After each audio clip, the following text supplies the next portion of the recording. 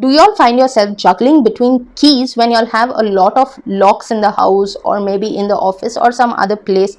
So say suppose you all want to open a lock, you all know how the key looks but are not sure which one it is. So you all try this method, all the keys, and then messed up. I'll give you 3 solutions for this problem.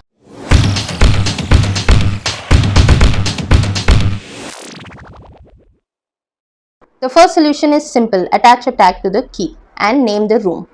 For the second solution, you'll need a permanent marker and just make a drawing or a number underneath the lock like this so that it's not visible on top, and then the same number or drawing or design you all can make it on the key. So in this way you'll know which key fits to that lock.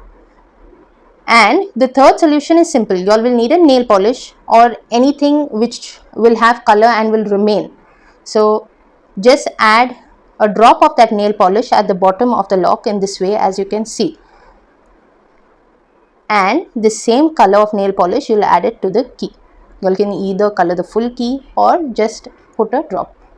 For more useful hacks, do like, comment, share and subscribe, and do get in touch with me for suggestions or requests on my social media sites.